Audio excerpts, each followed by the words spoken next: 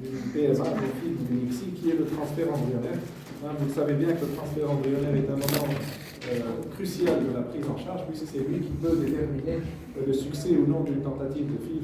Et donc tous les efforts qui ont été faits avant pour obtenir des embryons, des ovocytes de bonne qualité, d'avoir plus des embryons de bonne qualité. Donc c'est une technique, enfin ça n'a rien de miraculeux, un transfert, c'est pas techniquement difficile, mais ça doit être bien fait selon certaines règles pour assurer des bons résultats. Donc c'est un moment simple, comme je vous le disais, mais qui est décisif dans le résultat de la fécondation in vitro de la FIV. Il y a plusieurs paramètres qui interviennent dans ce succès. C'est la qualité embryonnaire, la réceptivité de l'utérus et la qualité du transfert. Plus ce transfert sera fait correctement selon les modalités qu'on va voir, plus les résultats seront meilleurs.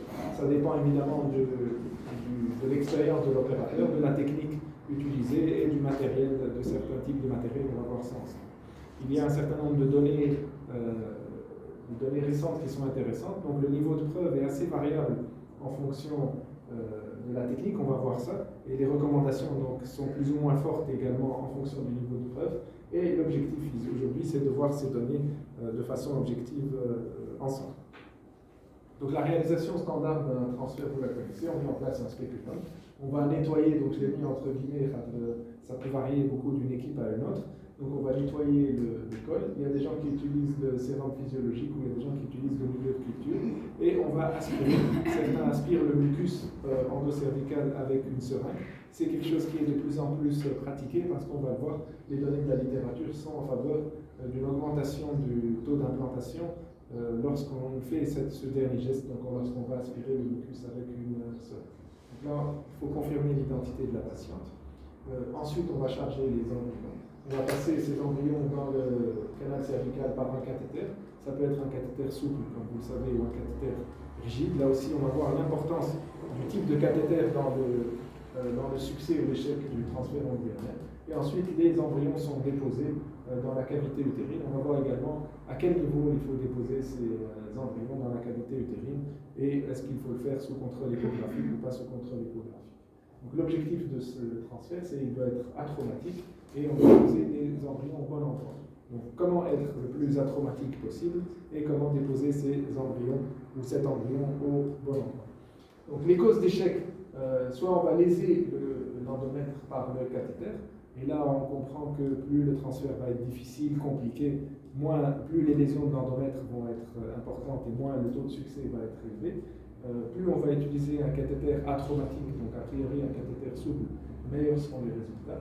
Il faut éviter d'induire des contractions utérines. Alors qu'est-ce qui peut, d'après vous, induire des contractions utérines au moment du transfert? Toucher le front utérin. Toucher le front utérin. Ça, c'est le premier élément. Deuxième élément, qui est tellement évident qu'on n'en parle pas en fait.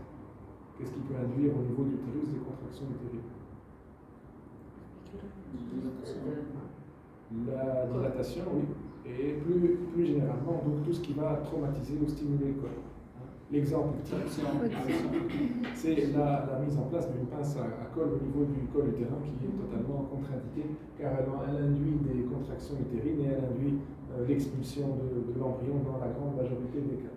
Donc il faut éviter d'être traumatique, soit en touchant le fond utérin, soit en manipulant le col. Ensuite, si on ne met pas l'embryon au bon endroit, on va voir quel est le bon endroit et quelle est la définition du bon endroit dans la cavité utérine. Là également, c'est une cause d'échec. Et également les dommages causés aux embryons lors du transfert embryonnaire. Alors, plus un transfert est jugé facile, plus le taux de grossesse sera élevé. Mais on comprend bien que cette facilité, elle est subjective. Moi, je peux juger qu'un transfert a été facile alors que mon collègue jugera que le transfert a été difficile. Mais globalement, dans la littérature, ce qui est logique, plus les choses se passent bien, meilleurs sont les taux d'implantation et le taux de réussite. Donc on voit bien que cette notion de transfert atraumatique est une notion importante et qu'elle est directement corrélée avec le taux de succès. Alors comment juger de façon semi-objective qu'un transfert a été difficile? c'est les 5 paramètres que vous voyez en bas. Donc lorsqu'on est obligé d'utiliser un cathéter rigide, si par exemple on a un cathéter souple et que ça ne passe pas et on passe à un cathéter rigide, ça c'est quand même un élément de difficulté. Lorsque ce transfert dure longtemps, on a de la difficulté à cathétériser par le col, on a de la difficulté à passer. Lorsqu'il est algique, la patiente sent des douleurs, ou lorsqu'on nécessite du matériel supplémentaire, on va changer de spéculum, etc. Et la présence du sang, elle est plus discutable. Je l'ai mis à la fin, parce qu'il y a un certain nombre d'études qui ont essayé d'estimer, de voir s'il y avait une corrélation entre la présence du sang sur le cathéter lorsqu'on le retire et le taux de succès. Les résultats de ces études sont contradictoires, mais globalement, ça ne semble pas être un élément déterminant. C'est-à-dire que s'il y a un peu de sang sur le cathéter, ou en général, c'est associé aux autres paramètres. Mais si c'est que ce paramètre, un peu de sang sur le cathéter, ça ne semble pas altérer de façon significative, ou du moins de façon importante, le taux de succès. Par contre, les 4 autres paramètres sont corrélés directement à un taux de succès plus faible. Donc les échecs possibles, ce sont les contractions utérines, ça c'est démontré. Les manipulations cervicales, on vient d'en parler. Le contact avec le fond, comme ça a été dit. Alors les raisons, qu'est-ce qui sont causes d'un transfert difficile? C'est essentiellement la sténose cervicale. On peut avoir un col qui est difficile à franchir. Ça c'est vraiment la cause la plus fréquente. Ou alors des versions, des flexions importantes, des utérus rétroversés, rétrofléchis, antéversés, antéfléchis, avec des flexions importantes. Et là, on peut avoir une difficulté de passer avec un cathéter souple, d'où l'importance de CD de l'échographie, on va le voir, et éventuellement d'une réflexion, d'une vessie bien remplie. Alors le transfert d'essai, on peut se poser la question quelle est l'utilité d'un transfert d'essai, puisque ça permettrait d'anticiper des difficultés. Le problème, c'est que lorsqu'on va faire, si on fait un transfert d'essai 1 mois ou 2 mois avant, l'utérus va changer, la morphologie va changer du fait de la stimulation ovarienne, du fait du remplissage vésical ou pas. Donc les paramètres ne vont pas rester constants, donc ce transfert d'essai risque de ne pas être exactement le même que le transfert réel, j'allais dire. Donc il y a des gens qui le font au moment de la ponction, mais avec le risque de traumatiser l'endomètre. Donc ça c'est assez discutable, d'autant plus que dans la plupart des études, ce transfert d'essai ne semble pas modifier le taux de grossesse. Si on désire le faire, ce qui est recommandé, c'est que ce soit évidemment la même personne qui va faire le transfert d'essai et le transfert qui fait les deux manipulations. Mais il y a de moins en moins, d'après ce que j'ai lu assez récemment, de moins en moins d'équipes qui le préconisent. Donc en cas de sténose cervicale, qui est quand même une situation relativement fréquente, c'est un des avantages du transfert d'essai, c'est qu'on va pouvoir l'anticiper. Donc on va pouvoir dilater ce col, soit mécaniquement, soit par des laminaires, soit par ce cathéter que vous voyez ici. En fait, c'est un cathéter qui est plat, et lorsqu'on le tire un peu, il se dilate un peu au niveau de l'endocole, et il permet de dilater l'endocole, et il permet éventuellement, le jour du transfert, que ce soit plus facile. Alors, pour les gens qui réalisent des transferts d'essai, ils les font au moins 5 jours avant le transfert embryonnaire pour minimiser les lésions au niveau de l'endomètre. Après, il y a d'autres types de transferts. Lorsque vraiment il y a une sténose cervicale, on peut faire un transfert transmyométrial, mais les résultats sont relativement mauvais. Donc, à éviter en tout cas. Ce qu'on peut faire, c'est, si on a un antécédent de transfert difficile par sténose cervicale, c'est proposer une hystéroscopie chez ces patientes-là pour bien voir l'endocole et éventuellement le dilater légèrement pour faciliter les transferts ultérieurs. Ça, on l'a vu. Alors, le guidage échographique, c'est un point extrêmement important. Donc, le guidage échographique, il a plein d'avantages. C'est un des éléments qui nous aide plus au cours du transfert. D'une part, il évite de toucher le fond, puisqu'on va voir le cathéter, en principe, soit il y a des bulles d'air, donc il y a 2 types de cathéters, je vous passe vite la diapo suivante et on revient. Donc il y a 2 types de cathéters, soit il y a des cathéters normaux que nous on utilise au service où il y a une petite bulle d'air qui est hyper écogène et qui permet de suivre le cathéter, soit il y a des cathéters dédiés, donc vous le voyez ici, vous avez un petit manchon métallique. Vous voyez un petit manchon métallique qui est hyper échogène et qui permet de déterminer avec beaucoup de précision où est situé le cathéter et donc d'éviter de toucher le fond utérin et de placer l'embryon exactement où on veut. Alors ces cathéters hyper écogène, il y a plusieurs types. Il y a ce type-là que je vous ai montré. L'inconvénient de ce type, c'est que vous savez, quand on met un manchon métallique au bout, ça devient relativement lourd et c'est des cathéters souples. Donc le cathéter a tendance à, quand on le prend, il a tendance à bouger dans tous les sens et donc c'est pas toujours évident de le mettre dans la cavité utérine. C'est une petite difficulté technique. Donc il y a d'autres cathéters qui ont été développés. En fait, c'est un cathéter dans un cathéter. Si on le prend, quand on le prend en coupe transversale, c'est comme ça. Et dans la double cloison, j'allais dire, extérieure, il y a du silicone avec des bulles d'air. Donc ça, c'est très, très, très bien visible et on peut suivre le cathéter exactement là où il est. Donc ça a deux avantages, le guidage échographique. Ça permet d'éviter de toucher le fond et ça permet de placer exactement les embryons là où on veut, puisqu'on va pouvoir suivre ce cathéter. Et ça nous aide également pour l'angle cervico-utérin, pour savoir où on est. Et ça permet, en cas de flexion ou de version importante, de passer plus facilement. Donc la vessie doit être pleine en principe pour pouvoir bien visualiser tout ça. L'autre élément positif du guidage échographique, c'est que ça vous donne un feedback. Vous savez ce que vous avez fait, vous savez où vous avez placé l'embryon, et donc ça, il y a quand même une aide importante dans l'apprentissage. Alors le guidage échographique, il a des inconvénients, c'est qu'il faut un deuxième opérateur, donc il y a quelqu'un qui doit être avec vous pour tenir l'échographe. Ça peut gêner la patiente parce que la vessie est pleine. La procédure est un tout petit peu plus longue. Et il faut des cathéters, comme je vous l'ai dit, en général, l'idéal c'est d'avoir des cathéters échographiques dédiés à cette technique. Mais les avantages sont indiscutables.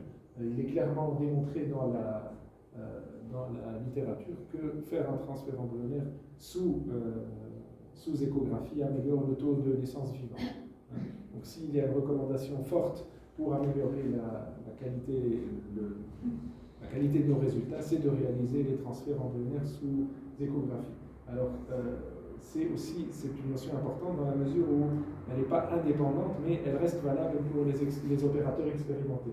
C'est-à-dire qu'évidemment, quelqu'un qui ne fait pas beaucoup de transferts embryonnaires, il aura beaucoup d'intérêt à utiliser le guidage échographique, mais également les opérateurs expérimentés ont intérêt à utiliser le guidage échographique, parce que même dans cette sous-population, j'allais dire, il existe un bénéfice en termes de taux de grossesse. Donc c'est une recommandation forte. C'est presque à la limite du médico-légal. Donc le transfert sous échographie, donc ça se fait assez facilement, ça vous le connaissez. Donc là vous avez le cathéter et puis vous avez les bulles d'air qui vous signalent à peu près où est placé l'embryon, où sont placés les embryons. Alors, comment préparer la patiente à un transfert embryonnaire? Le stress ne semble pas être associé à des résultats moins bon, c'est jamais très agréable. Je parle du stress de la patiente, pas du stress du médecin. Est-ce qu'il y a un intérêt à une prémédication? Ce n'est pas démontré dans la littérature. La progestérone semble avoir un effet myorelaxant, mais en termes de résultats, c'est discutable. Alors, les bêta-mimétiques et les donneurs de NO n'ont pas de bénéfice prouvé en termes de taux d'implantation. Donc, la position, c'est une position gynécologique standard. Le fait d'utiliser des gants talqués, donc il y a des études qui sont penchées là-dessus, ne modifie pas le taux de résultat parce que l'hypothèse était que le talc pouvait être éventuellement nocif en manipulant le cathéter, etc. Mais les études qui se sont intéressées à ce sujet n'ont pas trouvé de différence significative par rapport à l'usage de gants talqués ou non talqués. Alors, nettoyer le mucus, on revient à ce sujet-là, comme je vous l'ai dit en introduction. Les avantages théoriques, c'est de diminuer la charge bactérienne, j'allais dire. Ça permet aussi d'éviter, vous savez, le cathéter de transfert, quand on le rentre, s'il rencontre du mucus, il peut l'emporter avec lui dans la cavité utérine et il peut se boucher et donc avoir un effet délétère. Et parce que lorsque vous allez injecter déposer les embryons, ils peuvent se coller au mucus et quand vous ressortez, ça fait comme un effet de ventouse, ça ressort avec le mucus. Ça c'est un bénéfice théorique. Donc ce nettoyage il se fait soit au liquide de culture, soit au sérum physiologique, et on va aspirer le reste du mucus. Alors là, je ne vous ai pas mis toutes les études, mais il semble dans les études les plus récentes que cette aspiration, ce petit nettoyage au niveau cervical soit bénéfique. Il faut que ça reste doux parce que sinon on va stimuler le col et provoquer des contractions utérines et donc l'expulsion des embryons. Donc cette aspiration muqueuse reste quand même quelque chose qui est de plus en plus réalisé. Alors les antiseptiques, il n'est pas recommandé, il est même recommandé de ne pas en utiliser. L'antibioprophylaxie en termes biologiques, ça semble avoir un résultat, parce qu'il y a moins, si on fait des cultures de cathéter en post-transfert, il y a moins de cultures positives, mais en termes cliniques, ça ne semble pas avoir un impact important. L'acupuncture, donc ça c'est quelque chose que j'ai rajouté cette année, j'ai tombé sur une méta-analyse là-dessus. Il n'y a pas de preuve tangible que ça augmente le nombre de naissances vivantes. Donc il n'y a pas de recommandation dans ce sens-là. C'est quelque chose qui était très à la mode il y a 2-3 ans, et d'où l'utilité d'une méta-analyse qui a montré qu'il n'y avait pas de bénéfice en termes de taux de réussite. Alors le cathéter idéal, c'est quoi? C'est un cathéter qui est souple, qui est mou, qui est malléable, mais pas trop pour qu'il reste manipulable. Donc il y a deux types de cathéters, il y a les cathéters souples et les cathéters rigides. Il y a beaucoup de marques dans chacun des deux types. Les cathéters mous ont montré des meilleurs résultats en termes de taux de grossesse, mais le problème c'est que souvent lorsqu'on utilise un cathéter rigide, c'est qu'on n'a pas le choix. C'est parce qu'on est face à un transfert difficile, c'est parce qu'on a un angle de courbure important et qu'on est obligé de fléchir le cathéter. Donc c'est une comparaison, comme on dit, comparaison n'est pas raison. C'est pas que les cathéters rigides sont moins bons, mais les indications sont un peu différentes. Mais ce qu'il faut retenir ici, c'est que si on a le choix, il vaut mieux utiliser un cathéter souple parce que les résultats sont meilleurs quand on est obligé d'utiliser un cathéter rigide, quand on utilise un cathéter rigide. C'est comme ça. Alors, donc en général, même 10 microlitres dans le cathéter de liquide. La bulle d'air qu'on met pour pouvoir visualiser à l'échographie, elle ne semble pas avoir d'effet délétère. Et est-ce qu'il faut rajouter du liquide? Alors ça aussi c'est nouveau dans une méta-analyse que j'ai vue, je pense, de 2022. Il semble que l'adjonction d'acide hyaluronique au moment du transfert dans la cavité utérine, il semble que ça augmente les résultats de façon significative. Ça, pour être honnête, c'est quelque chose que je ne savais pas, mais la méta-analyse est assez claire là-dessus. Ça augmente le taux de grossesse et ça augmente même, il semble, le taux de naissance vivante. Pour l'acide hyaluronique, c'est assez clair. Pour les autres liquides, c'est un peu moins évident. Donc pour l'atosiban, donc en tant que ceux qui font de l'obstétrique ici connaissent l'atosiban puisque c'est un tocolytique. Pour l'atosiban et les facteurs de croissance, c'est un peu moins clair. Pour le facteur de croissance, il y a quand même une tendance assez importante à penser qu'il y a un bénéfice à utiliser ça dans la cavité utérine et que ça a amélioré le taux de grossesse. Nous, dans le service, à ma connaissance, on l'utilise pas, mais peut-être que ça viendra. Hein. Donc il y a de l'avenir pour ces molécules. On verra dans quelques années un peu comment ça se dessine. Il y a souvent des modes, hein, vous savez, on passe par des modes et après on fait marche arrière. Mais les données actuelles quand même suggèrent que l'acide hyaluronique et les facteurs de croissance auraient un bénéfice en termes de taux de succès. Alors, où déposer maintenant l'embryon? Classiquement, donc sous contrôle échographique, on va déposer l'embryon à environ 1 cm du fond. Alors, il y a des essais randomisés qui sont intéressés à comparer la zone 15 à 20 mm versus 10 mm. Donc 10 mm, ça semble être trop proche. L'idéal, c'est 15 à 20 mm, puisque vous avez des taux de grossesse qui sont quand même relativement importants. Ce qui est important, c'est de ne pas le déposer au fond. Si vraiment on est collé au fond, c'est-à-dire entre 1, 2, 3, 4, 5 mm du fond utérin, là le taux de grossesse chute significativement. Donc sous échographie, c'est assez facile à faire. Donc on met ça entre 15 et 20 mm, et puis ça donne de bons résultats. Alors ce qui est important, c'est de ne pas déposer aussi les embryons au niveau du tiers inférieur. Souvent ils sont expulsés. Mais globalement, une fois qu'on a passé l'endocole, c'est facile de déposer des embryons entre à peu près 1,5 cm, 2 cm du fond. Alors une fois qu'on a posé des embryons, qu'est-ce qu'il faut faire? Est-ce qu'il faut attendre un peu? Est-ce qu'il faut retirer le cathéter? En fait, une fois qu'on a posé l'embryon, il faut sortir. Donc ça ne sert à rien de rester, au contraire, plus on reste, plus on risque de causer des contractions utérines et ça a un effet délétère. Donc une fois qu'on a posé l'embryon, on sort. Il ne faut pas sortir trop vite parce que ça fait un effet ventouse. Si vous sortez trop vite, vous allez aspirer, vous risquez d'aspirer l'embryon avec vous et il va sortir. Donc on pose l'embryon et on sort gentiment. Il n'y a pas de vitesse fixe, mais c'est ni trop vite ni trop lent. Après le transfert, donc il faut vérifier évidemment ça. Les collègues biologistes le font tout le temps, ils vérifient le cathéter, qu'il n'y a pas que l'embryon n'est pas resté dedans. Alors si l'embryon est resté dans le cathéter, on réalise d'emblée un nouveau transfert. Et de façon surprenante, les résultats ne sont pas significativement moins bons si on a laissé l'embryon dans le cathéter et qu'on refait un transfert dans la foulée. Les taux de grossesse semblent équivalents. Alors on arrive maintenant à un point assez délicat qui est difficile à expliquer surtout aux patients, c'est le repos post-transfert. Alors le repos post-transfert, non seulement il est utile, mais en plus il semble délétère.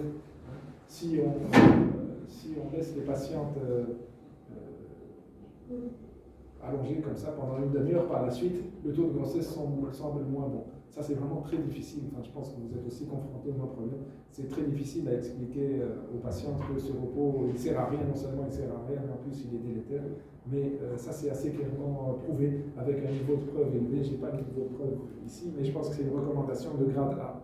Donc vous ne devez pas faire ça. Donc si on se résume, voilà. Donc si on se résume, quels sont les paramètres, on va dire, bénéfiques pour le taux de grossesse et quels sont les paramètres délétères.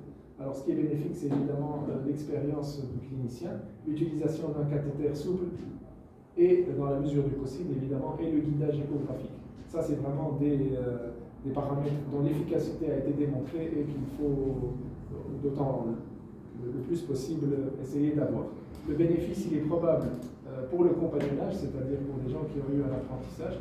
Pour le transfert d'essai, ça change en fait en fonction des années, mais les études qu'ils font, ils considèrent qu'il y a un bénéfice.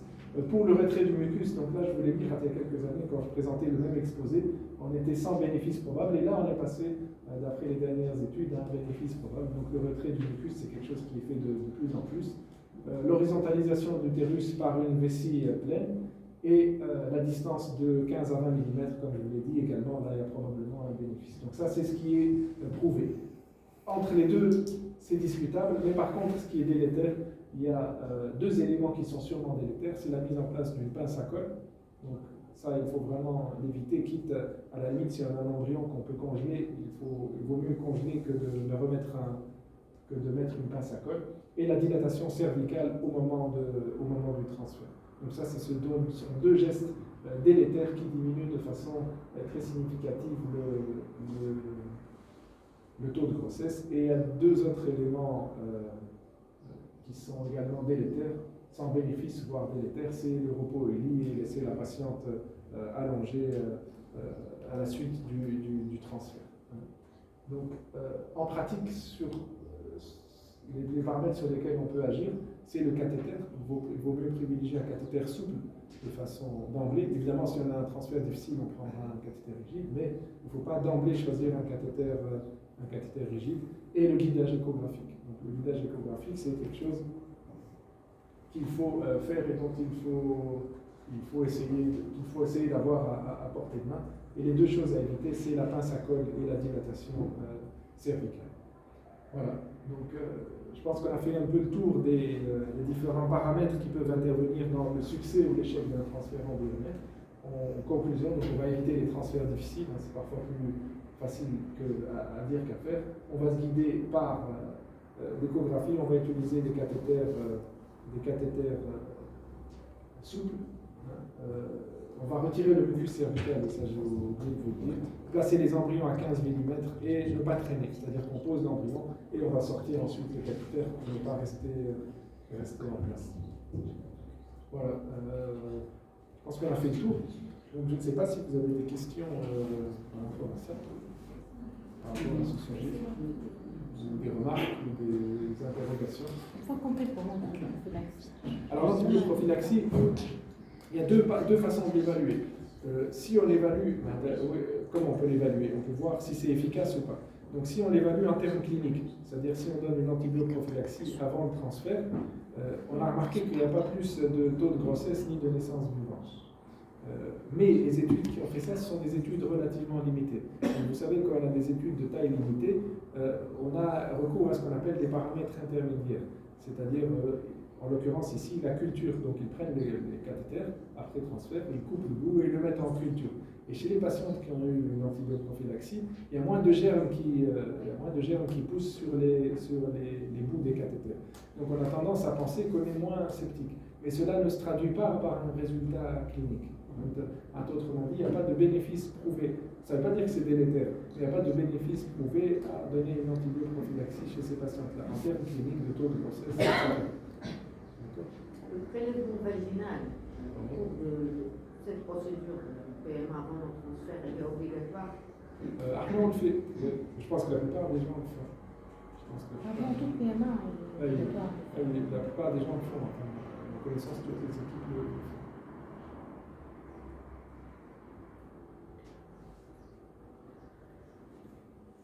Pas d'autres questions? C'était une longue journée. C'est très que Donc,